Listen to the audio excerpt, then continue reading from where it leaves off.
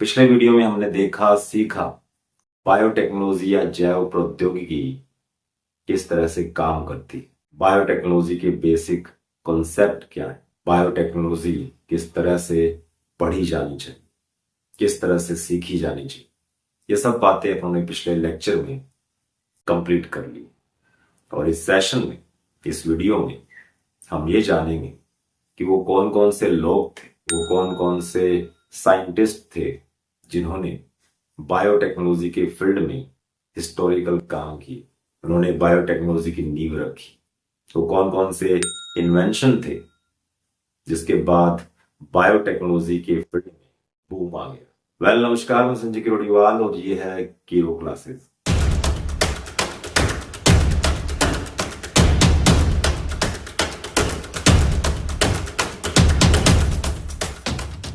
इस सेशन से, इस वीडियो से हम बुक की लाइन टू लाइन चलेंगे।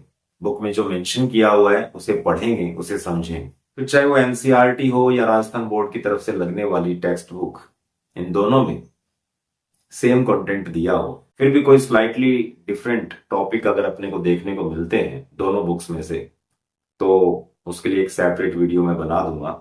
फिलहाल ये वीडियो रहने वाला है एग्रीकल्चर बायोलॉजी के बच्चों के लिए। लाइन टू लाइन चलने वाले हैं, हिस्टोरिकल बैकग्राउंड करेंगे कि वो कौन कौन से इंसान थे, वो कौन कौन से क्रांतिकारी लोग थे जिन्होंने बायोटेक्नोलॉजी को इस मुकाम तक पहुंचाया है, उनके इन्वेंशन क्या क्या थे, तो किस तरह से काम किया करते थे। सारी बातें, सारी चर्चा करेंगे इस सेशन में। चलिए स्टार्ट करते हैं। एग्रीकल्चर के बच्चे हैं तो एग्रीकल्चर के बच्चे खेती बाड़ी से जुड़े हुए जितने भी पहलू हैं उन पे फोकस करके हर सब्जेक्ट को पढ़ा जाता है, चाहे वो एग्रीकल्चर केमिस्ट्री हो चाहे एग्रीकल्चर बायोलॉजी। उसमें जो बेसिक पुट रहता है वो हमेशा एग्रीकल्चर का रहे। तो जो खेती बाड़ी में जितनी भी वैरायटीज आती है, तो जितनी भी वैरायटीज, चाहे हाइब्रिड है, चाहे इंप्रूव्ड है, चाहे रेजिस्टेंट वैरायटीज है, इन सब के पीछे बायोटेक्नोलॉजी। और इससे भी पहले अपने इन विट्रो कल्चर की बात करने वाले हैं, पात्रे संवर्धन। इन विट्रो कल्चर क्या होता है? जो कोई भी चीज, जो कोई भी एक्टिविटी बाय नेचर होती है, अपने आप होती है, बॉडी के अंदर होती है या नेचुरल हैबिटेट में होती है, जैसे कि जंगलों में अपने आप जो वाइल्ड लाइफ है वो कंजर्व है। वाइल्ड लाइफ अपना शिकार खुद करते हैं, अपना भोजन खुद ढूंढते हैं, पेड़ पौधे अपने आप उगते हैं, तो वो बाय नेचर हो गए। इसे कहते हैं इन विवो। ठीक ऐसे ही अपनी बॉडी में जो कुछ भी बनता है, बिगड़ता है, वो भी इन विवो है, उसे बोलते हैं इन विवो कल्चर।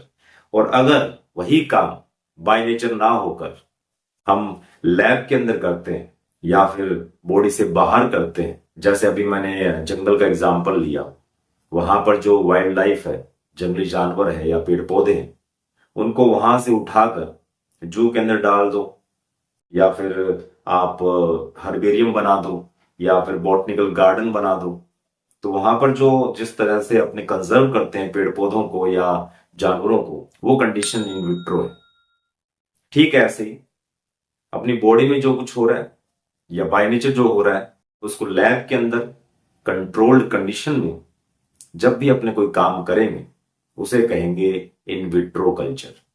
जैसे फॉर एग्जाम्पल, मिसाल के तौर पर इकोलाई बैक्टीरिया है जो गंदे पानी में रहता है, और उसको अगर अपने लैब में लेकर आए और उसका कल्चर करवाते हैं, कल्चर करवाने का मतलब उसकी पॉपुलेशन बढ़ाते हैं, उसका नंबर बढ़ाते हैं, तो उसके लिए एक आर्टिफिशियल मीडियम तैयार करते हैं, उसका दाना पानी होता है, उसके ऊपर उसका नंबर बढ़ाते हैं, तो वो इन विट्रो कल्चर। और गंदे पानी में अपने आप वो अपना नंबर बढ़ा रहा है इकोलाई, तब वो इन विवो कल्चर है। आई होप आपको समझ में आया होगा कि इन विट्रो कल्चर क्या है, क्योंकि बायोटेक्नोलॉजी में ये सारा काम अपने लैब में करने वाले हैं, माइक्रोबियल ग्रोथ करवाने वाले हैं। इसी बैक्टीरिया की बार बार अपने चर्चा करेंगे जिसका नाम है इकोलाई, और इसे लैब में अपने कल्चर करवाने वाले हैं, इसकी पॉपुलेशन बढ़ाने वाले हैं। अब बात करते हैं बायोटेक्नोलॉजी के हिस्टोरिकल बैकग्राउंड की। इसकी शुरुआत मानी जाती है जब आपने दही जमाना शुरू कर दिया था, सेटिंग ऑफ कर्ड। वो पहला एग्जाम्पल है आपके लिए बायोटेक्नोलॉजी का। दही जब जमता है तो उसमें लैक्टिक एसिड बैक्टीरिया काम करते हैं, वो दूध के लैक्टोज शुगर को लैक्टिक एसिड में बदल देते हैं 5 से 6 घंटों। तब अपने कहते हैं कि दूध दही में बदल चुका है। तो जहां कहीं भी माइक्रोबियल ग्रोथ दिखाई देती है, जहां कहीं भी माइक्रोब्स का यूज होगा, जहां कहीं भी लिविंग बीइंग का यूज होगा, अपने कहेंगे वहां वहां बायोटेक्नोलॉजी काम कर रही है। तो शराब को इंसान शुरुआती दौर से बनाता आ रहा है, उसके पीछे भी यीस्ट नाम का फंजाई, यीस्ट जो फंगस है, जो फफूंद है, वो शुगर को अल्कोहल में बदल देता है, शराब में बदल देता है। अपने कहेंगे ये दही और शराब ये दोनों ही बायोटेक्नोलॉजी के प्रिमिटिव प्रोडक्ट है। अब थोड़ा सा और आगे आते हैं, पेनिसिलिन की बात कर लेते हैं। पेनिसिलिन जो है वो दुनिया का फर्स्ट डिस्कवर्ड एंटीबायोटिक है। 1938 की बात है, इसके आसपास की बात है। वर्ल्ड वॉर सेकेंड स्टार्ट हो चुका था और शाम के वक्त लाखों सिपाही जख्मी हुआ करते थे। वो जख्म कब नासूर बन जाया करते थे और नासूर की वजह से कब उनकी मौत हो जाया करती थी, गिनती करना भी मुश्किल। तो लाखों लोगों की जिंदगी बचाने के लिए अलेक्जेंडर फ्लेमिंग सामने आए। उन्होंने डिस्कवरी की पेनिसिलिन की। वो एक एक्सीडेंटल डिस्कवरी थी और पेनिसिलिन को उन्होंने एक फंगस से तैयार किया था। फंगस का नाम था पेनिसिलियम नोटेटम। एंटीबायोटिक क्या होते हैं, मैंने पिछले लेक्चर में भी आपको बताया है कि हर लिविंग बीइंग अपनी बॉडी में प्रोटीन बनाता है, हर सेल प्रोटीन बनाती है। तो वैसे ही वो जो फंगस की सेल है या कोई भी माइक्रोब की सेल है, कोई भी बैक्टीरिया की सेल है, वो अपनी बॉडी में कुछ स्पेशल टाइप के प्रोटीन बनाते हैं और वो स्पेशल टाइप के प्रोटीन दूसरे माइक्रोब को, दूसरे लिविंग बीइंग को मारने के काम में आते हैं। तो ऐसे प्रोटीन को अपने कहते हैं एंटीबायोटिक। और दुनिया का सबसे पहला खोजा गया एंटीबायोटिक का नाम है पेनिसिलिन।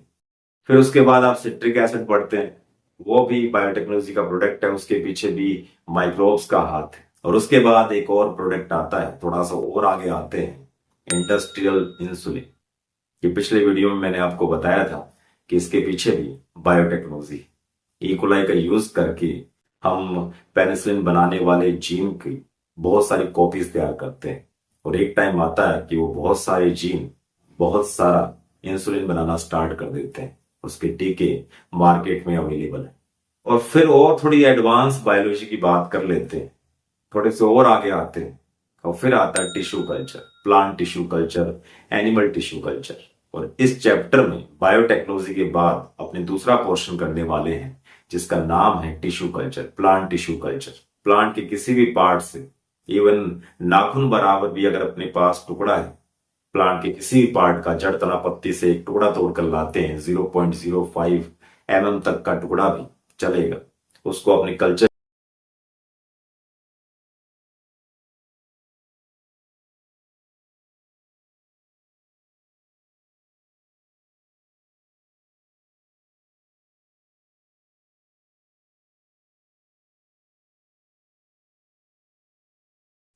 तो ये सारे एग्जांपल्स, ये सारे प्रोडक्ट बायोटेक्नोलॉजी के। और इसके बाद एक इंसान का नाम आता है पॉल बर्ग का। इन्हें जेनेटिक इंजीनियरिंग का फादर कहा गया, फादर ऑफ जेनेटिक इंजीनियरिंग। और इन्होंने दुनिया का सबसे पहला रिकॉम्बिनेंट डीएनए, आरडीएनए तैयार किया था। अब ये आरडीएनए क्या होता है वो आगे बताऊंगा। फिलहाल ये जानना बड़ा जरूरी है कि जेनेटिक इंजीनियरिंग क्या चीज है। देखिए, जब भी अपने को बायोटेक्नोलॉजी पढ़नी है तो वहां दो प्रिंसिपल काम करते हैं। अगर बायोटेक्नोलॉजी सीखनी है तो वहां दो प्रिंसिपल्स आपको पढ़ने पड़ते हैं। एक है जेनेटिक इंजीनियरिंग और दूसरा है केमिकल इंजीनियरिंग। केमिकल इंजीनियरिंग यहां पर दिया हुआ नहीं है, तो मैं आपको बता दूं कि जो जेनेटिक इंजीनियरिंग उसमें अपने आरडीएनए तैयार करते हैं। ये वो प्रिंसिपल है बायोटेक्नोलॉजी का जिसमें हम डीएनए के अंदर काट छांट करके एक नया डीएनए तैयार करते हैं, जिसे कहते हैं रिकॉम्बिनेंट। या दो अलग अलग स्पीसीज के डीएनए को आपस में ज्वाइन करके जो नया डीएनए बनता है उसे कहते हैं रिकॉम्बिनेंट डीएनए, पुनर्योजित डीएनए, या इन शॉर्ट आरडीएनए।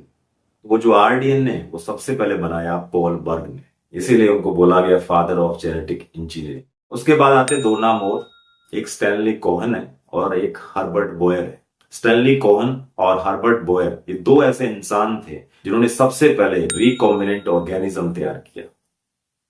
दो अलग अलग स्पीसीज के बैक्टीरिया लिए, एक का नाम था इकोलाई, वही गंदे पानी वाला, और दूसरा साल्मोनेला टाइफी। साल्मोनेला टाइफी वो बैक्टीरिया है जो इंसानों में टाइफॉइड कोज करता है। इन दोनों बैक्टीरिया को आपस में मर्ज किया। मर्ज कैसे किया? उनके जीनोम को आपस में मिलाया और एक नया ऑर्गेनिज्म तैयार किया, एक नया बैक्टीरिया तैयार किया। तो अगर पूछा जाए कि सबसे पहला आरडीएनए किसने तैयार किया, तो अपने बोलेंगे Paul Berg, father of genetic engineering. अगर पूछा जाए कि सबसे पहला रिकॉम्बिनेंट ऑर्गेनिज्म किसने तैयार किया, तो नाम आते हैं दो, हर्बर्ट बोयर और स्टैनली कोहेन। और उसके बाद आते हैं Kary B Mullis. Kary B Mullis 1983, उन्होंने पीसीआर का इन्वेंशन किया। पीसीआर वो डिवाइस है, वो मशीन है जिससे एक जीन की लाखों कॉपीज तैयार की जा सकती है विद इन फ्यू मिनट्स। एक जीन है अपने पास, अपने चाहते हैं उसकी ढेर सारी कॉपी अपने पास हो, उस मशीन में डाल देंगे और कुछ ही मिनटों में उसकी लाखों कॉपीज अपने पास हो। तो ये है पीसीआर, पॉलीमरेज चेन रिएक्शन। इसका पूरा नाम कई बार पूछ लिया जाता है। और यही वो पीसीआर मशीन है, यही वो पीसीआर डिवाइस है जिसको आज के दौर में कोरोना कोविड-19 की जांच करने में यूज किया जा रहा है। और इसका थोड़ा सा मॉडिफाइड नाम है आरटीपीसीआर। और इसी पेज पर आपको कहीं लिखा मिलेगा प्लांट बायोटेक्नोलॉजी या प्रिमिटिव बायोटेक्नोलॉजी या फिर मॉडर्न बायोटेक्नोलॉजी। कुछ नहीं है, अगर वो प्लांट बायोटेक्नोलॉजी है तो प्लांट पर काम करेंगे अपने, एनिमल बायोटेक्नोलॉजी है तो एनिमल पर काम करेंगे, एनिमल की जो ब्रीड है उसको सुधारेंगे। इसी के साथ जो प्रिमिटिव बायोटेक्नोलॉजी है तो उसके अंदर कुछ प्रोडक्ट मैंने आपको बताए हैं, जैसे कि अल्कोहल है, दही है, इसके अलावा पेनिसिलिन है, सिट्रिक एसिड। ये सारे प्रोडक्ट अपने बनाते आ रहे हैं पुराने टाइम से, इसलिए बोला गया प्रिमिटिव बायोटेक्नोलॉजी। मॉडर्न बायोटेक्नोलॉजी के प्रोडक्ट कौन से हैं या उनकी टेक्निक कौन सी है, तो उसका एक प्रोडक्ट होगा इंडस्ट्रियल इंसुलिन और दूसरा है टिश्यू कल्चर। याद रखिए।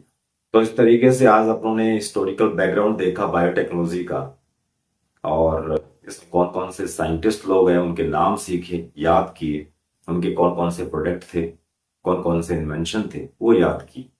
आई होप आपको ये लेक्चर समझ में आया होगा। कोई क्वेरी तो आप पूछ सकते हैं। तब तक के लिए बने रहिए, टिके रहिए एंड इनहेल बायोलॉजी।